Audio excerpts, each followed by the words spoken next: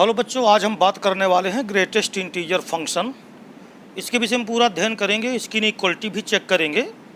और greatest integer function होता क्या है, इसका सिंबल क्या है। देखिए, जैसे कोई फंक्शन y बराबर एफ एक्स है और y बराबर एफ एक्स में अगर हम x को, ये जो आप इसको पढ़ते हैं बड़ा कोष्टक, तो बड़ा कोष्टक के अंदर क्लोज्ड इंटरवल भी आप इसको पढ़ा करते हो। तो अगर उसके अंदर x लिखा हुआ है, ये जो आपके सामने मैंने लिखा है, तो इसको पढ़ते हैं हम महत्तम पूर्णांक, है ना। इंग्लिश में कहते हैं ग्रेटेस्ट इंटीजर। तो इसका मतलब जो होता है वो क्या होता है, देखिए, ग्रेटेस्ट इंटीजर, इंटीजर माने होता है पूर्णांक और ग्रेटेस्ट माने महत्तम पूर्णांक।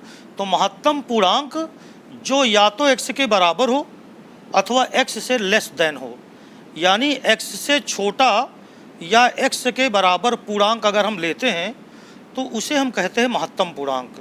उदाहरण के तौर पे अगर आप देखो, जैसे मैंने कहा कि मुझे लेना है 4.2 का ग्रेटेस्ट इंटीजर क्या होगा, यानी एक संख्या है 4.2, उसका ग्रेटेस्ट इंटीजर क्या होगा।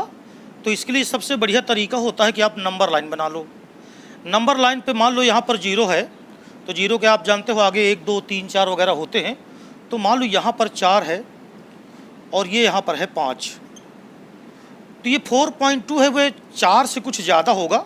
मान लो यहाँ पर हमने कहा कि यहाँ पर 4.2 है, तो हमें लेना है इसका 4.2 का ग्रेटेस्ट इंटीजर, महत्तम पूर्णांक। तो हम करते क्या हैं कि 4.2 के जो पहले पूर्णांक है, 4.2 के पहले कौन सा पूर्णांक है, 4, तो यानी इसका महत्तम पूर्णांक जो आएगा वो क्या आ जाएगा, 4। यानी कि ग्रेटेस्ट इंटीजर आप 4.2, इसकी जो वैल्यू आएगी वो कितनी आएगी, 4। ऐसे ही अगर आप देखें, अगर मैं कहूँ कि 2.1 का ग्रेटेस्ट इंटीजर क्या होगा, तो आप 2.1 के जस्ट पहले वाला इंटीजर, जैसे मान लीजिए संख्या रेखा है, संख्या रेखा पर यहाँ पर 2 है और यहाँ पर मान लीजिए 3 है, तो जो 2.1 है वो 2 के थोड़ा आगे होगा, 2 के आगे होगा। मान लीजिए यहाँ पर 2.1 है, ये बिंदु है 2.1 का, तो इसके जस्ट पहले वाला पूर्णांक ले लें। इसके जस्ट पहले वाला पूर्णांक कौन आया, 2 आया। तो 2.1 का जो महत्तम पूर्णांक होगा वो क्या हो जाएगा, 2 हो जाएगा। ऐसे ही मैं अगर आपसे कहूँ कि 2.5 का महत्तम पूर्णांक, तो 2.5 का जो महत्तम पूर्णांक होगा वो 2.5, देखिए 2 और 3 के बीच में कहीं होगा। मान लीजिए यहाँ पर 2.5 है, तो इस 2.5 के जस्ट पहले वाला पूर्णांक, यानी ये भी कितना हो जाएगा, 2 हो जाएगा।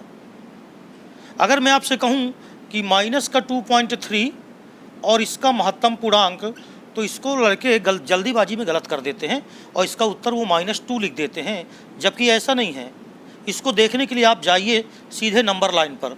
नंबर लाइन हमने ये बनाया, देखिए यहाँ पर मान लीजिए 0 है, 0 के इधर आएगा -1, फिर इधर आएगा -2 और इधर आएगा -3 बाईं ओर।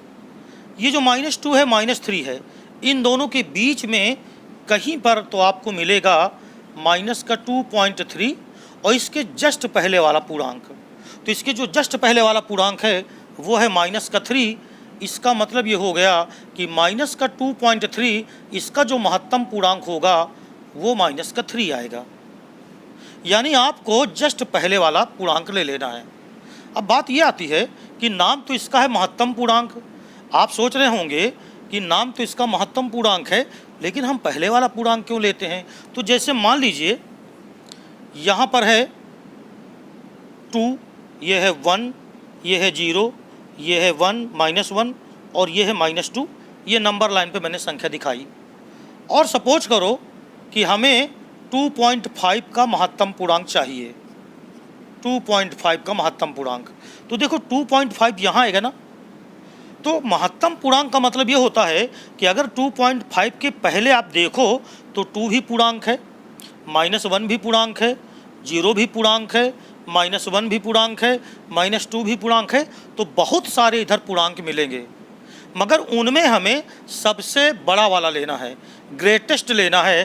तो इन सारे पूर्णांकों में जो सबसे बड़ा है वो कौन है, 2। इसका मतलब ये हो गया कि 2.5 का जो ग्रेटेस्ट इंटीजर होगा वो क्या आ जाएगा, 2 आ जाएगा।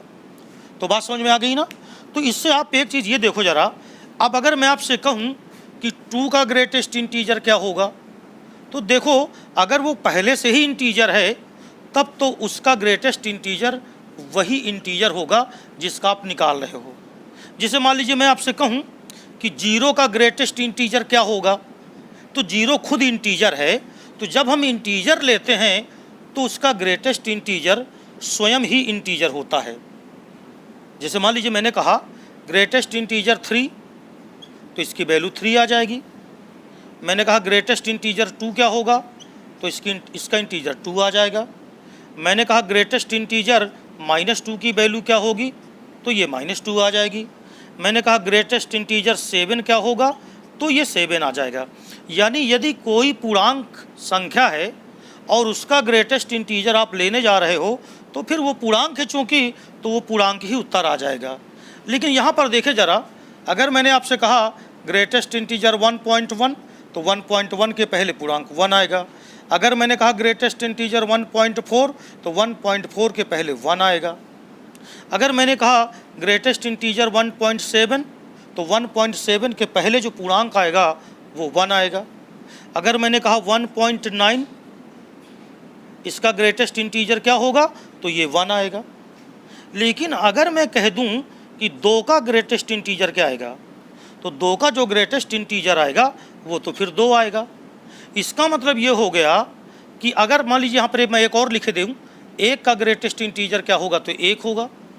तो यहाँ से मैं ये सब क्यों लिख रहा हूँ, इसका मतलब क्या हुआ, इसका मतलब ये हुआ कि 1 से लेकर के अगर आप 2 के पहले तक चलते हैं, यानी x को अगर आप लेते हैं 1 या 1 के बराबर, परंतु 2 या 2 से छोटा लेते हैं।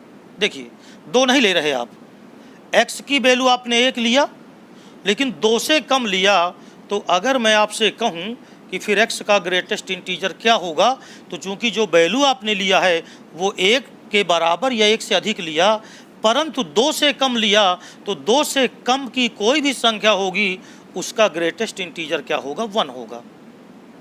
बात समझ में आ गई। अगर मैं आपसे कहूँ कि आप x की वैल्यू ले लो 2 या 2 से बड़ी परंतु 3 से छोटी, तो इसका जो ग्रेटेस्ट इंटीजर होगा वो कितना हो जाएगा, 2 हो जाएगा। बात समझ में आ गई।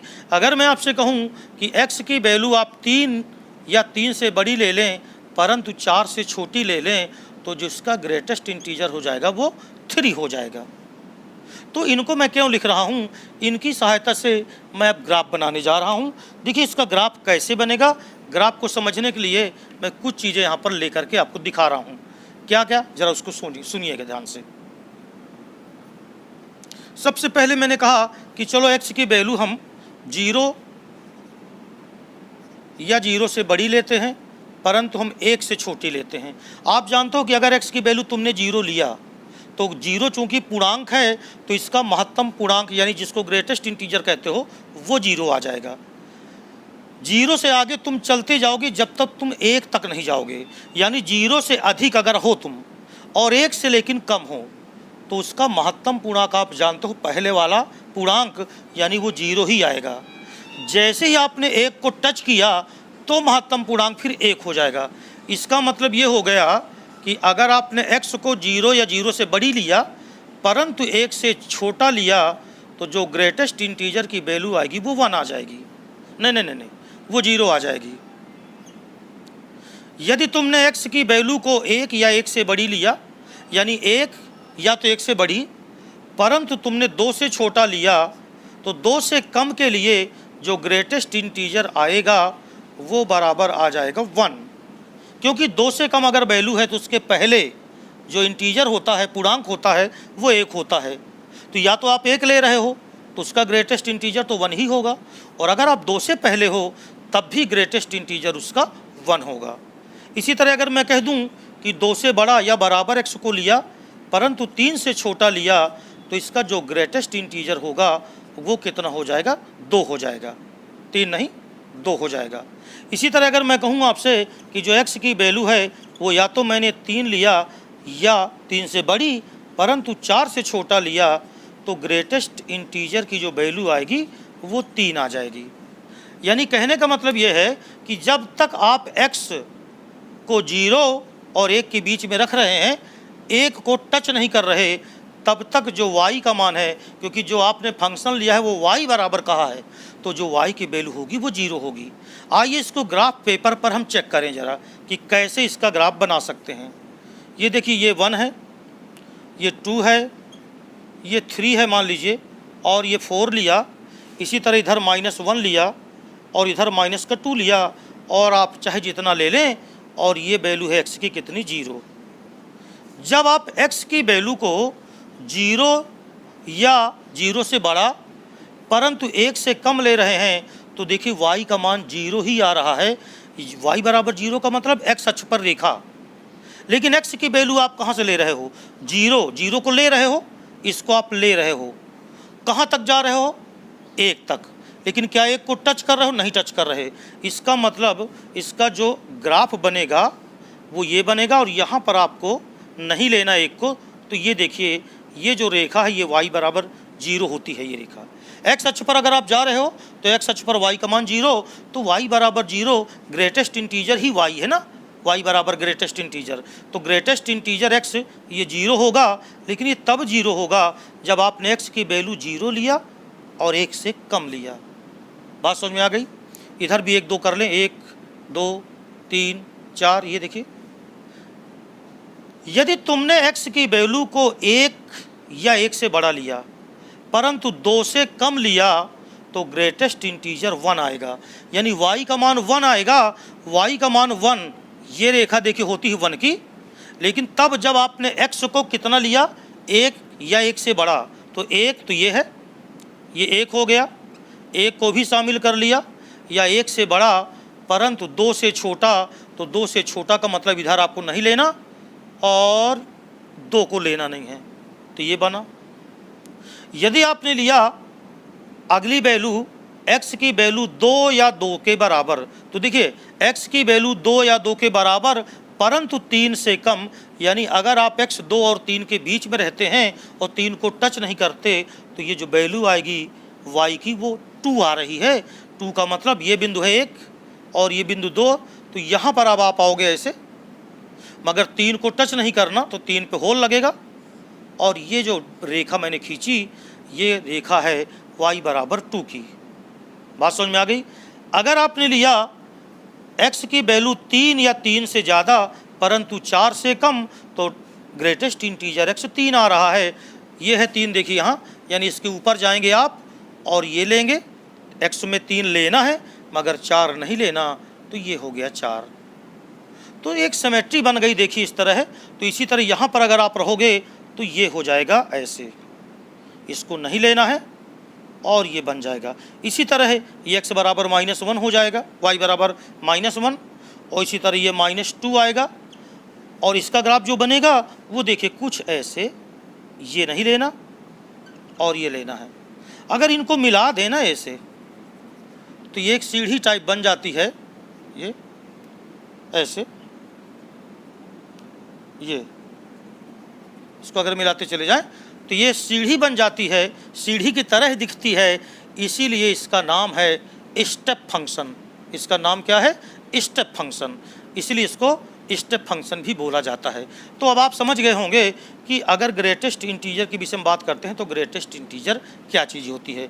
आइए कुछ ग्रेटेस्ट इंटीजर के विषय में और हम बातें कर लेते हैं, इसको आप समझ गए होंगे। इसके आगे देखते हैं, कुछ और बातें करते हैं ग्रेटेस्ट इंटीजर के विषय में। देखिए, अब हम बात ये करने वाले हैं कि अगर आपको ग्रेटेस्ट इंटीजर प्राप्त करना है और x दिया है, तब तो आप जान जाते हो कि उसके जस्ट पहले वाला इंटीजर ले लें। जैसे मैंने तुम्हें बताया कि अगर आपको 7.9 का ग्रेटेस्ट इंटीजर ज्ञात करना है, तो आप तुरंत बोलोगे 7। 7.9 7 और 8 के बीच में होगा, और उसके पहले वाला जो इंटीजर आएगा वो 7 आएगा। लेकिन मान लीजिए हमको ग्रेटेस्ट इंटीजर x की वैल्यू दे दे और उससे हमें x की वैल्यू ज्ञात करना हो, तो हम क्या करेंगे। जैसे मैं एक यहाँ क्वेश्चन लिख रहा हूँ, क्वेश्चन ये है कि इफ़ मान लीजिए greatest integer x this is equal to 9 दिया है हमको, और हमसे पूछे कि x की वैल्यू क्या होगी, तो आप इसको इस तरह सोचो कि अगर मुझको एक ग्रेटेस्ट इंटीजर वैल्यू 9 पता है तो ये सोचो कि 9 किस किस का ग्रेटेस्ट इंटीजर होता है। संख्या रेखा पे अगर हम चलें और मान लीजिए यहाँ पर 9 है और यहाँ पर 10 है, हम जानते हैं कि 10 का ग्रेटेस्ट इंटीजर तो 10 ही होगा। लेकिन अगर कि 10 के पहले कोई भी संख्या इधर है तो हर एक का ग्रेटेस्ट इंटीजर क्या होगा? 9 होगा। यानी अगर x की वैल्यू 9 है या 9 से ज़्यादा है परंतु 10 से कम है तो हर वैल्यू का जो ग्रेटेस्ट इंटीजर होगा वो 9 आएगा। यहाँ पर जो दिया है हमको कि चूँकि जो ग्रेटेस्ट इंटीजर x है वो हमको 9 दिया है, तो इसका मतलब है कि जो x की वैल्यू रही होगी वो 9 रही होगी और 10 के बीच में रही होगी, लेकिन 10 के बराबर नहीं रही होगी। तो आपको बात समझ में आ गई होगी कि अगर हम x की वैल्यू 9 ले लें तो उसका ग्रेटेस्ट इंटीजर 9 आएगा, 9.1 ले लें तो ग्रेटेस्ट इंटीजर 9 आएगा, 10 के पहले कोई भी संख्या ले लें और 9 के बीच की ले लें तो उसका ग्रेटेस्ट इंटीजर हमें मालूम है कि वो 9 आएगा। ऐसे ही अगर एक क्वेश्चन मैं करूं आपसे कि ग्रेटेस्ट इंटीजर x और इसकी वैल्यू है -10, ग्रेटेस्ट इंटीजर जो x है इसकी वैल्यू है -10 और आपसे कहे तो आप x की वैल्यू ज्ञात करो। तो देखो संख्या रेखा मैं आपको दिखाऊं, अगर ये संख्या रेखा है और यहाँ पर है मान लीजिए -9, यहाँ पर है -10 और यहाँ पर है -11। किसी संख्या का ग्रेटेस्ट इंटीजर -10 तब आया होगा जब वो संख्या -9 और -10 के बीच में रही होगी, लेकिन -10 भी रही होगी क्योंकि -10 का ग्रेटेस्ट इंटीजर -10 ही होगा। यानी -10 को हम इसमें शामिल कर सकते हैं लेकिन 9 को शामिल नहीं कर सकते क्योंकि -9 का ग्रेटेस्ट इंटीजर -9 आएगा, लेकिन जैसे ही -9 के आप इधर आए तो ग्रेटेस्ट इंटीजर बाईं ओर वाला इंटीजर होता है। ऐसे ही यहाँ आए तो भी इसका मतलब ये हो गया कि अगर मैं कहूँ कि x की वैल्यू क्या आएगी तो x की वैल्यू -10 हो सकती है से लेकर के -9 तक, लेकिन -9 में आपको ओपन इंटरवल लगाना होगा क्योंकि -9 का ग्रेटेस्ट इंटीजर -9 ही होगा। तो इस प्रकार आप निकाल सकते हो। तो अगर मान लीजिए आपको दे दे कोई फंक्शन यहाँ पर f(x) और उसकी ग्रेटेस्ट इंटीजर वैल्यू अगर वो i है, यानी देखिए आप जानते हो कि ग्रेटेस्ट इंटीजर का जो मान होता है वो i होता है, तो निश्चित है कि जो f(x) होगा वो किसके किसके बीच में होगा? i और i+1। क्या मतलब हुआ इसका? ज़रा इससे देखो, ग्रेटेस्ट इंटीजर x बराबर 9 है, यहाँ 9 लिखा है। देखिए ग्रेटेस्ट इंटीजर x, यहाँ पर मान लो x है, f(x) को मैंने कहा x, तो यहाँ पर f(x) है उसकी वैल्यू 9 है, तो जो यहाँ x है उसकी वैल्यू क्या होगी? 9 या 9 के बराबर, परंतु 9-1 यानी 10 से छोटी। तो बात समझ में आ गई। तो एक जनरल चीज़ बन गई कि अगर मान लीजिए मैं आप जनरल तौर पे लिखूं, जरा देखें, अगर मैं लिख दूं कि if greatest integer of x, देखें अगर मैं लिख दूं कि if greatest integer of x this is equal to i है, तो जो x की वैल्यू होगी वो i या i के बराबर होगी। यानी जो इंटीजर दिया है उसके बराबर होगी या उससे बड़ी होगी, परंतु इंटीजर से एक उससे कम होगी। ये देखिए, अब इससे आप कोई भी क्वेश्चन लगा लें। जैसे मैंने कहा कि greatest integer of x this is equal to 11 दिया है, तो x की वैल्यू क्या होगी? तो x की वैल्यू 11 या 11 से बड़ी होगी, परंतु 12 से क्या हो जाएगी? छोटी। यानी हम कह सकते हैं x बिलोंग्स टू 11 से 12, 11 की तरफ क्लोज्ड इंटरवल और 12 की तरफ क्या हो जाएगा? Open interval. तो ज़रा देखते हैं और क्वेश्चन इसमें। तो ये क्वेश्चन बहुत ही इंपॉर्टेंट है आपके लिए, आप इनको देखते जाइएगा। एक क्वेश्चन है यहाँ पर, देखें क्या है। क्वेश्चन है greatest integer x-3 this is equal to 3 है, तो हमें ज्ञात करना है कि x की वैल्यू क्या होगी।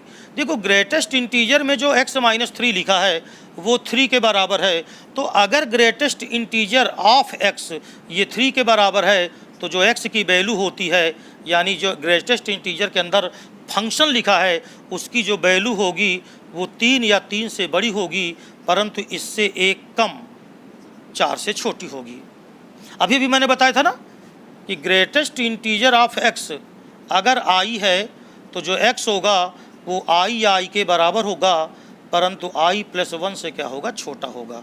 तो यहाँ पर देखो x माइनस 3 इसका ग्रेटेस्ट इंटीजर 3 के बराबर है, तो जो x माइनस 3 की वैल्यू होगी वो 3 या 3 से बड़ी होगी, परंतु 4 से क्या होगी, छोटी होगी। इसको अगर सॉल्व करें तो देखो यहाँ x माइनस 3 है, तो अगर हम 3 जोड़ दें तो 3 plus 3 is greater than or equal 3 plus 3 यहाँ जाएगा। x में x माइनस 3 में अगर जोड़ोगे 3 तो कितना आ गया, x आ गया, और इधर जोड़ा तो कितना आ गया, 7 आ गया। इक्वल नहीं होगा इधर। तो देखो x की जो वैल्यू आ गई वो क्या आ गई, 6 या 6 से बड़ी, परंतु 7 से क्या हो गई, छोटी। अरे यार यहाँ x लिखना था, सॉरी। ये इसका मतलब x की वैल्यू क्या आ गई, ये 6 क्लोज्ड इंटरवल और 7 क्या हो गया, ओपन इंटरवल। तो ये क्या हो गया इसका आंसर।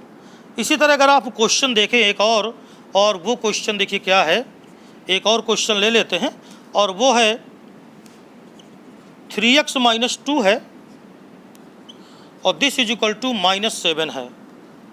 अब सोचो कि अगर 3x माइनस 2 ग्रेटेस्ट इंटीजर है और this is equal to minus 7 है, तो इसका मतलब इसकी जो वैल्यू होगी 3x माइनस 2 की वो माइनस 7 के बराबर या उससे बड़ी होगी, परंतु उससे एक इंटीजर जो ज़्यादा होगा उसके पहले की वैल्यू होगी, यानी लेस देन क्या हो जाएगी, माइनस 6। क्योंकि माइनस 7 में एक जोड़ोगे तो माइनस का 6 आएगा, तो माइनस 6 इधर रहेगा, तो ये आ गया। अब हमें x के विषय में चेक करना है, तो पहले 2 जोड़ दो, तो माइनस 7 प्लस 2 यहाँ पर आएगा 3x, और इधर भी 2 जोड़ोगे तो माइनस 6 प्लस 2 आ जाएगा। तो देखो माइनस का 7 प्लस का 2, तो ये आ गया माइनस का 5, राइट है, और ये हो गया 3x, और इधर आ गया माइनस का कितना, 4। बात समझ में आ गई।